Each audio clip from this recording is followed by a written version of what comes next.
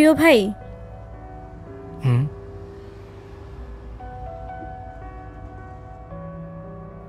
শুনেন, আপনাকে না আমার ভাইয়া ডাকতে একটুও ভালো লাগে না।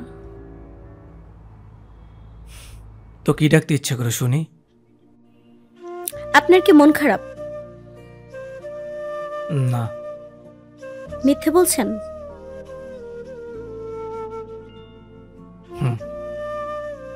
আপনাকে দেখে মনে হচ্ছে আপনার বউ মারা গেছে, আর নয়তো গার্লফ্রেন্ডের অন্য কারোর সাথে বিয়ে হয়ে গেছে। এভাবে মন মরা হয়ে কেউ ছাদে দাঁড়িয়ে থাকে?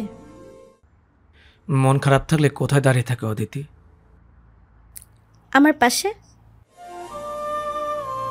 সেটাই তো করছি। আপনি না, আমি নিজে এসে দাঁড়িয়েছি। আচ্ছা তাহলে একটা কাজ করো, তুমি এখানে দাঁড়িয়ে থাকো, আমি ওইখান থেকে ঘুরে এসে তোমার পাশে দাঁড়াই। না, সেটার দরকার নেই।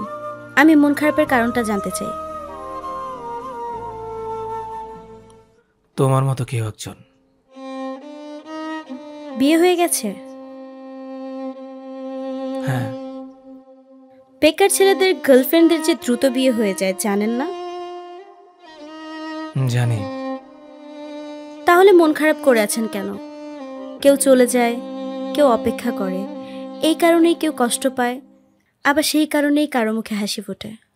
আমার মন খারাপের কারণ তোমার মুখে হাসি ফোটাবে সেটা আমি জানতাম। শেষ দেখায় কি বলেছিল সে? শুক্রবার এঙ্গেজমেন্ট, এরপর তুলে নিয়ে যাবে। আপনি কি বলেছিলেন? জিজ্ঞেস করেছিলাম সেদিন শাড়ি পরবে, উত্তর সে হ্যাঁ বলেছিল। বললাম ছবি তুলে দিও, সে আচ্ছা বলেছিল। ছবি দিয়েছিল? না। তারপর? কথা শেষ করতে চাচ্ছিল দ্রুত। বলেছিলাম বিয়ের পর তার কল ধরবে না, নিজেও দেবে না। এখন কিছুক্ষণ কথা বলা যাক। সে কি বলেছিল? বলেছিল এরকমটা হবে না। কল দিয়েছিল? না, সেদিনই বিয়ে হয়ে যায়, চলে যায় শ্বশুর বাড়ি। আমার কি মনে হয় জানেন? কি মনে হয়? জীবনে না এসবের দরকার আছে।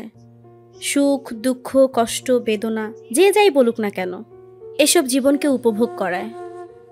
নতুন নতুন পরিবেশের মধ্য দিয়ে যাওয়া যায়, নিজেকে নতুনভাবে সাজিয়ে সামনের দিকে আগানো যায়। হ্যাঁ। আচ্ছা, আপনি চাকরি পেলে বাসায় আপনার কথা বলবো? আপনি কি বলেন, বলবো? থাক, বলতে হবে না, আমি চাই। অদিতি, চাকরি না পরে কদিন কি কথা হবে না? আপনি বলতে চান?